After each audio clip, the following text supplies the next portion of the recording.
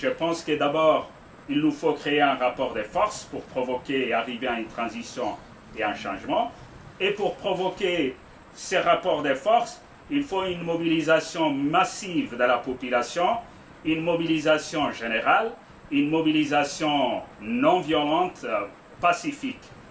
Et une fois qu'on arrive à cette mobilisation, à créer ces rapports de force, naturellement, le régime va chuter.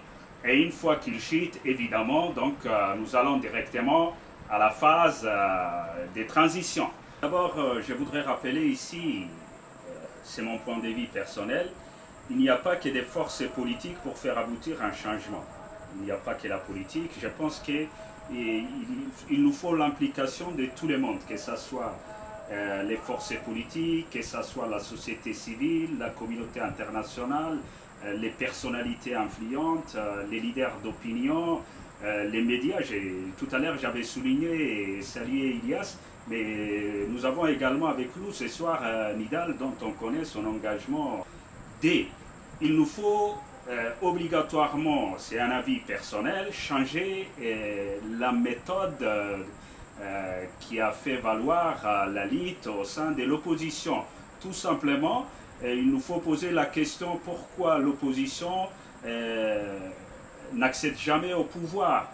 C'est vrai, il y a beaucoup de problèmes, il y a beaucoup de paramètres qui interviennent, mais je pense également, personnellement, qu'il y a un problème de stratégie. Il faut que nous adoptions une nouvelle stratégie qui pourrait faire aboutir la lutte.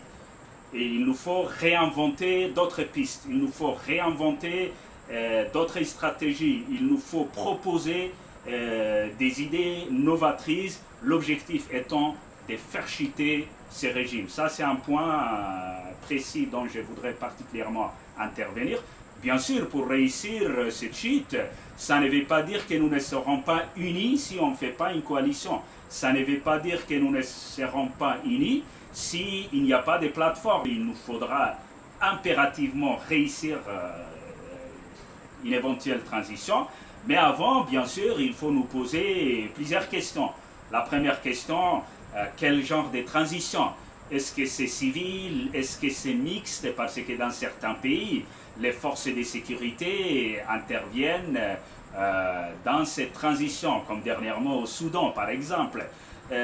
Même si personnellement nous croyons à une transition 100% civile, à moins que les forces de sécurité se rangent aux côtés du peuple, appuient les forces de changement, prennent position de manière claire, sans ambiguïté, pour la démocratie, les changements et l'état des droits.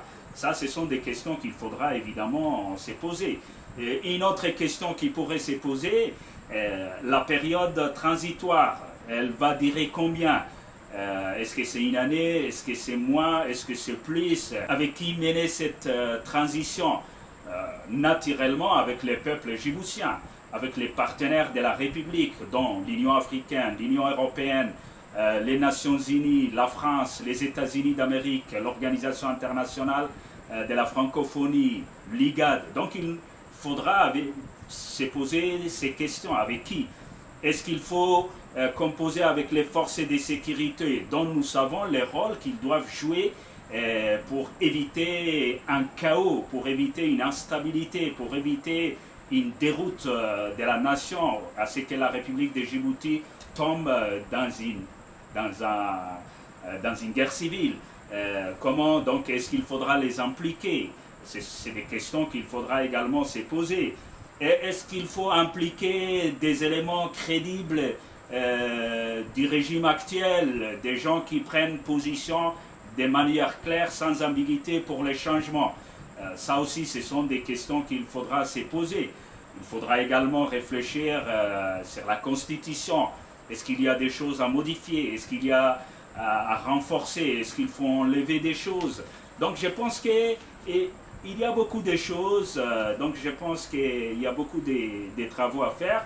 Le plus important étant comment mobiliser la population djiboutienne, comment mobiliser les peuples pour faire aboutir de quoi nous rêvons, c'est-à-dire la fin non violent de ces régimes et l'instauration d'un état des droits